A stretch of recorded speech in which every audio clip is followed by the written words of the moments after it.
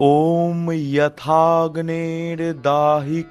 शक्ति रामकृष्णे स्थिता हिया सर्वविद्या स्वरूपां तां शारदां প্রণমামহম।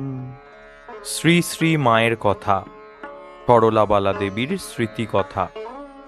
29শে শ্রাবণ 1325।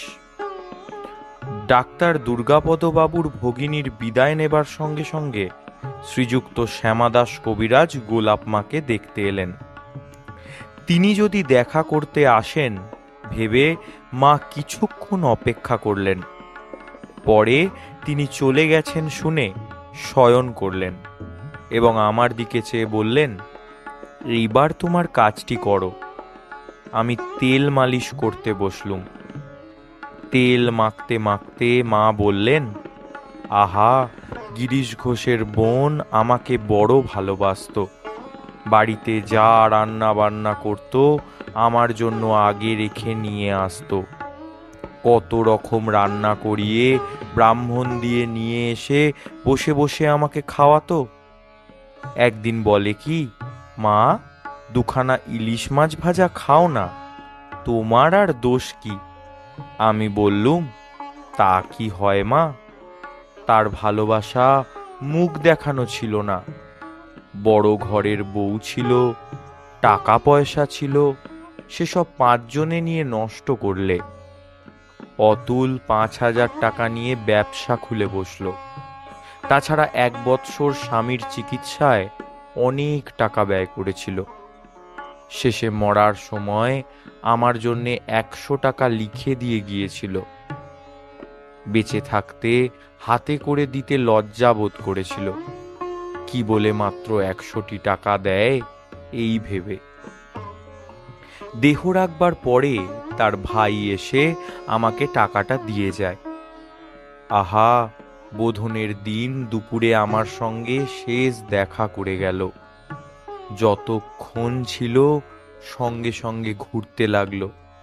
সেবার পুজোর পরেই আমাদের কাশী যাওয়া হবে বলে সেদিন জিনিসপত্র গুছোতে এঘর ওঘর করে একটু ব্যস্ত ছিল।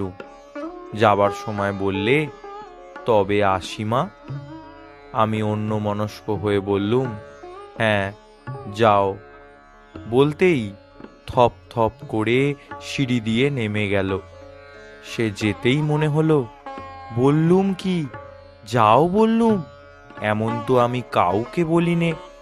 আহা, আর এলো না। কেনই বা অমন কথা মুখ দিয়ে বেরুলো? কিছুক্ষণ অন্য মনে চুপ করে থাকবার পর আমাকে বললেন, কাল এলে না মা? কেমন লাল পদ্মগুলো পাঠিয়েছিল শোভরণ, আমি নিজেই তা দিয়ে ঠাকুর পুজো করেছিলুম। কেমন ঠাকুর সাজিয়েছিলুম, তুমি এসে দেখবে বলে সন্ধ্যার পরও অনেকক্ষণ রেখেছিলুম। আজ সন্ধ্যার সময় গিয়ে দেখি মা শুয়ে আছেন ও রাধু তার পাশে ভিন্ন পাটিতে শুয়ে গল্প বলবার জন্য তাকে পীড়াপিড়ি করছে।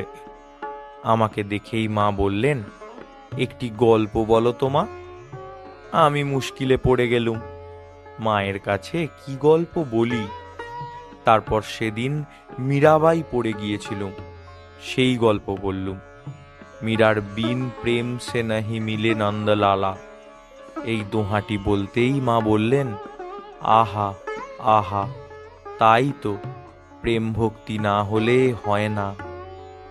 রাধুর কিন্তু এই গল্পটা বড় মনোপুত হলো না। শেষে সরলা এসে দুয়োরানী সুয়োরানীর গল্প বলতে সে খুশি হলো।